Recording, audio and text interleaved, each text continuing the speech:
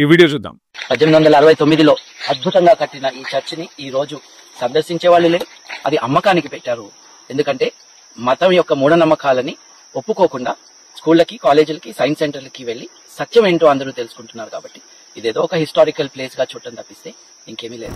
Saint Peter's pebble church అనేటువంటి ఈ worship place ని ఆస్ట్రేలియాలో గోల్డ్ మైనింగ్ కార్మికులు 1869లో కట్టుకున్నారు. గోల్డ్ రష్ తగ్గిపోవడం వల్ల, అలాగే స్థానికులు వేరే చోట్లకు షిఫ్ట్ అయిపోవడం వల్ల ఈ చర్చ్ ని అటెండ్ చేసే వారి సంఖ్య కాలక్రమేణా ఆగిపోయింది. చూడండి, ఇది పెబుల్ చర్చ్. దీని చుట్టుపక్కల 10-12 కిలోమీటర్ల వరకు అసలు రెసిడెన్స్ లేదు, కామర్స్ లేదు. అందుకే దీన్ని అధికారికంగా 2019లో డీకాన్సిక్రేట్ చేశారు. అంతేగాని ప్రజలు విశ్వాసాన్ని కోల్పోవడం వల్ల కాదు. గతంలో ఆ ప్రాంతంలో నివసించిన వారి వారసులు, వారితో పాటు మరికొందరు కలిసి ఆ చర్చ్ ని రెనోవేట్ చేసి ఒక హెరిటేజ్ ప్లేస్ గా ప్రస్తుతం మెయింటైన్ చేస్తున్నారు. చాలా అందంగా ఉంది, కానీ అబద్ధం ఎంత అందంగా ఉన్నా కూడా అబద్ధమే.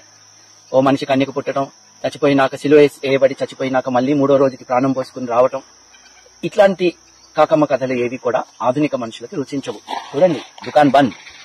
ఇకపోతే కన్యకు పుట్టడము, చనిపోయి 3 రోజులైన తర్వాత తిరిగి లేవడము కాకమ్మ కథలైతే, శూన్యములో నుండి విశ్వం తనంతట తాను ఉద్భవించింది అని చెప్పడం అసలైన మూఢత్వం. How can something come out of nothing? దీనికి నాస్తికులు ఇప్పుడు ఎప్పటికీ సమాధానం చెప్పలేరు. ఎందుకంటే సైన్స్ దగ్గర కూడా దీనికి ఎక్స్ప్లెనేషన్ అంటూ లేదు. వాస్తవానికి బిగ్ బ్యాంగ్ థియరీ ఫాదర్ ఎవరో తెలుసా? George Lemaitre, a Catholic priest who preached Jesus Christ is Lord. కాబట్టి సైన్స్ అండ్ టెక్నాలజీ ఇంపార్టెన్స్ ఏంటో క్రైస్తవ్యానికి తెలుసు. We very much recognize it, but at the same time, we firmly believe that God is behind all the creation and He works supernaturally.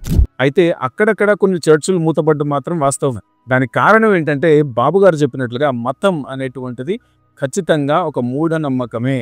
క్రిస్టియానిటీని ఒక మతంగా చూసినంత కాలం అది మూఢనమ్మకానికి దారితీస్తుంది. మనకు జన్మనిచ్చినటువంటి తండ్రితో మన రిలేషన్షిప్ ని మతం అని ఎలా అంటాం?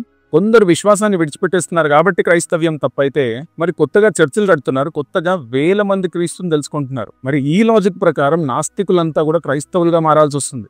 పాయింట్ ఏంటంటే, కేవలం కొన్ని చర్చెస్ అక్కడక్కడ అమ్ముడైపోయినంత మాత్రాన, కొందరు విశ్వాసాన్ని విడిచిపెట్టి వెళ్ళిపోయినంత మాత్రాన క్రైస్తవ్యానికి ఎలాంటి నష్టం లేదు.